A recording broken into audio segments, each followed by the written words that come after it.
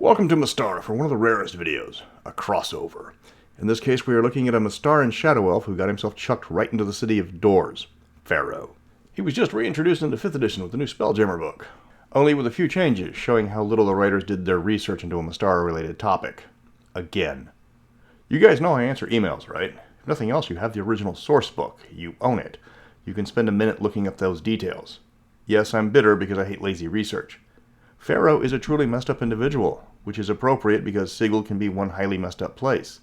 He's also one of the most original characters written for Planescape, and that's saying a lot. Time to take a closer look at Mystara's prodigal son. I'm Mr. Welch, and let's meet Farrow, all 15 of him. This video is going to introduce a lot of new concepts for Planescape players just now getting into the game, so Mystara fans, forgive me for doing a little rehash to get them up to speed. Farrow is a Shadow Elf, not a Shadar-kai. There is a considerable difference between the races. First, Farrow can't teleport 30 feet and has no resistance to necrotic damage. Despite the Shadow part of Shadow Elf, they don't have any association with the Shadowfell, Plane of Shadow, or Demi-Plane of Shadow, or anything else related to Shadow Planes. Mystara, as a setting, is very self-enclosed. Their immortals, its type of deities, don't like gods, viewing them as parasitic. Immortals and gods are separate types of deities. While they have a bit of overlap in their powers, there are substantial differences.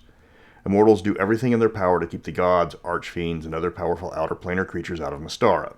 Where gods feed on worship, immortals need their followers to ascend to join their ranks. Every immortal was once a mortal creature.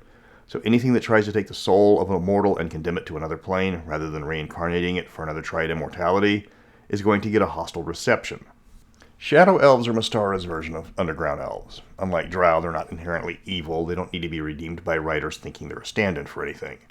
You could make a case that they are a stand-in for the former residents of Pripyat. They were driven underground not because of a curse or evil deed they committed, but because people kept detonating nuclear bombs near their homeland. They can survive on the surface without a problem. They have no magical powers tied to living underground. The only physical ability they had was an extra 30 feet on infravision when below ground. It's not exactly game-breaking. They can walk around in broad daylight above ground with no penalty. The sun doesn't hurt their eyes. They have no bonus spells because of who they are.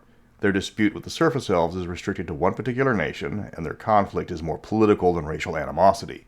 Their normal alignment ranges from lawful neutral to true neutral. Shadar-kai, on the other hand, are elves that got stuck in the Shadowfell or similar, and got turned into, sexy goth simps for their goddess, the Raven Queen. I didn't come up with that description. I stole it word for word from a Tumblr art page devoted to them. Their history has been retconned multiple times, but they still resemble gray-skinned Cenobite impersonators. When somebody came up with the Raven Queen in 4th edition, they were retconned into being her #1 fanboys. They have zero connection to Mystara, and because they're obsessed with their goddess Bird Girl, they would run afoul of Mystara's hatred of God and their lackeys. There's even a group of immortals devoted to keeping gods and their followers out of Mystara. The mortals that serve this group are less than accommodating if they find outer planar creatures here without permission. A Shadar-kai in Mystara is about as welcome as Jared from Subway in a room full of Marlon Brando impersonators. Why am I correcting this? I hate lazy writing. I hate lazy researching. God, this video made me look up Tumblr accounts. I suffer for my art. Mystara is one of the 2 problematic settings in D&D, according to a whole host of people telling us what's acceptable in today's game world. Dark Sun players, you know who I'm talking about. We get told our favorite setting isn't suitable for modern audiences, but they don't ask the people who are supposed to be the modern audience if they are offended. I've made that rant several times, and I'll probably make it several times again, but let's get on to the video. Farrow first appeared in the Planescape supplement Uncaged, Faces of Sigil, where he was clearly mentioned as a Shadow Elf. The writer, R.V. Valise, did his homework on Farrow, explaining why his facial markings were intentionally incorrect. Farrow's biography was fairly comprehensive, because Valise tied the setting's lore into the entry.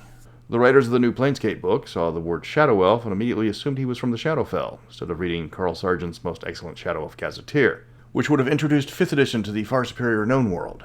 It's a niggling thing, but this is a lore channel. We care about niggling things here. Farrow is about middle-aged for a Shadow Elf. He stands barely 5 foot tall, with pale skin, long ears even for an elf, and a full head of white hair which he keeps pulled back into a tail.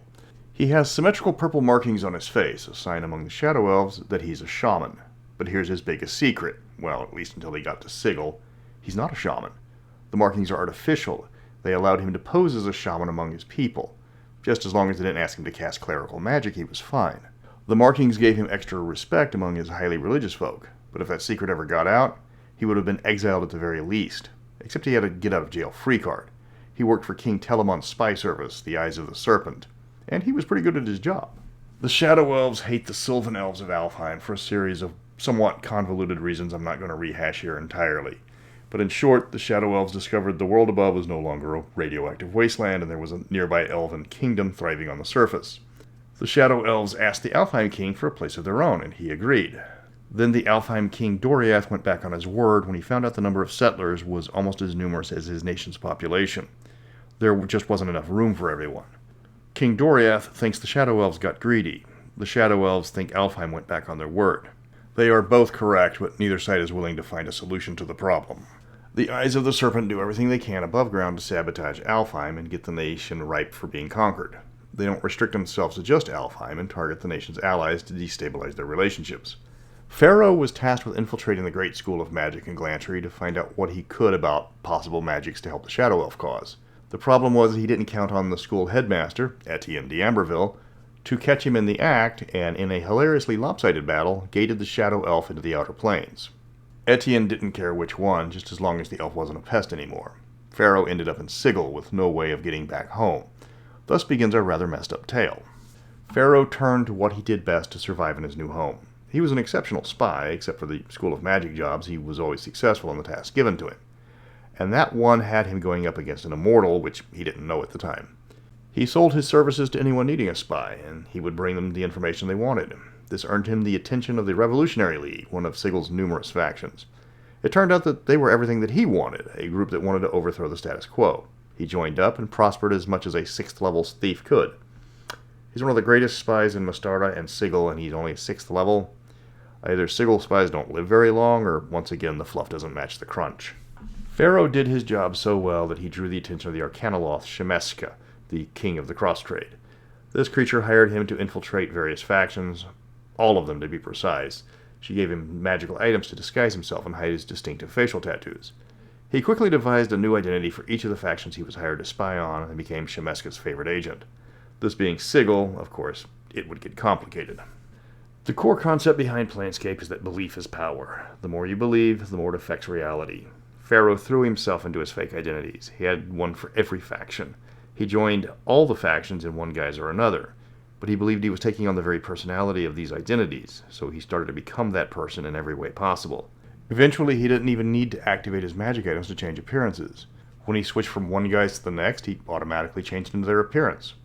His magic items just began to know who he wanted to look like. Farrow still existed. He was the original and kept his memories and skills, but only while he was in the form of a Revolutionary League spy.